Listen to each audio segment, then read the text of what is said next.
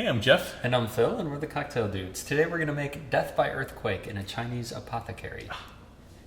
Significant for our longest cocktail title to date, right? That's right, yeah. Yeah, this is a long one. But imagine, if you will, you're standing inside of a Chinese pharmacy. Dusty wooden shelves, floor to ceiling, crammed with earthenware pots full of twigs and herbs and all sorts of medicines, right? Right. Mm-hmm. And then the earthquake hits, and everything collapses in upon you. And you're pinned beneath the weight of all these broken jars and breathing through all of these herbaceous, sticky things, right? And so the last breaths that you take are filtered through here, and you're dying as you're inhaling all this fragrance.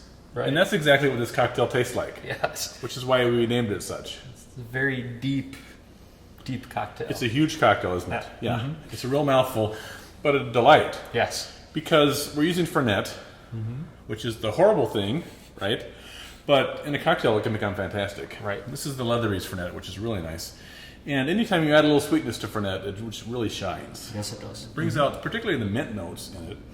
And that's accentuated by our Calamintha Simple Syrup. Yeah, the Calamintha Simple Syrup has taste of oregano, mint, and peppercorn. Yeah. And we have a video to show you how to make it.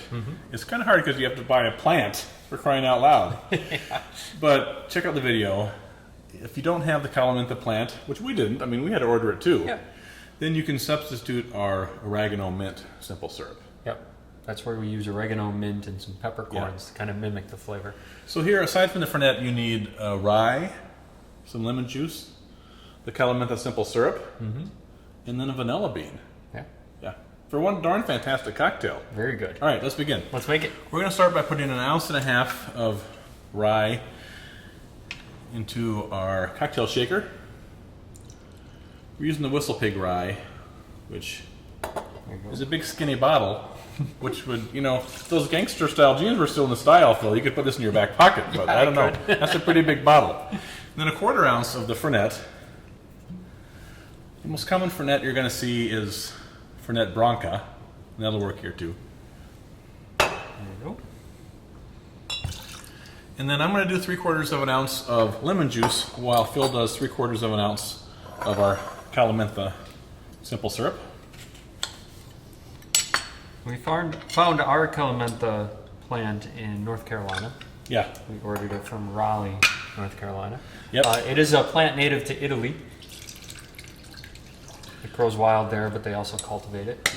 But it makes just a fantastic, just a flavor-packed syrup that is really good. And we have a lot of cocktails that we've designed to go with it. There's your lemon. Thank you you. can check those out too. And it really is worth it. I mean, some of these, like, people are going to be rolling their eyes. I have to make a syrup, and first I have to go buy the plant. That's crazy. Right. But seriously, it's worth it. It is a pretty plant. You could plant it in your own herb garden. It's pretty. It's hardy to zone 5, which so it'll survive in most places. We're sort of on the borderline here in Wisconsin, zone 4 or 5. So we don't know if we're going to have to order new ones next year, or if it's going to come back. We'll see. Yep.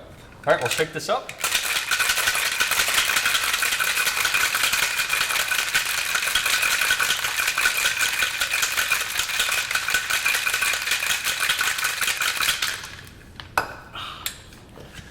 This is really fantastic. Oh yes. And if you go to the effort to buy these Calamintha plants and make a syrup, and you don't like it, then you can track down Phil and throw an egg at his head. Careful now, I'm going to get a lot of eggs thrown at my head. You're a fast runner though, Phil. You could probably outrun most people. I'll try. So we're putting this into a kind of a fun little old-fashioned glass. And then we're taking a vanilla bean, and this is about 2/3, depending on how big your glass is. We'll give it a little stir, and that'll help release some of the vanilla bean pulp. And then just as you sit there and enjoy it, more of the vanilla bean pulp will release and add even extra flavor to this already flavor-packed cocktail. So enjoy Death by Earthquake in a Chinese apothecary. Cheers. Cheers.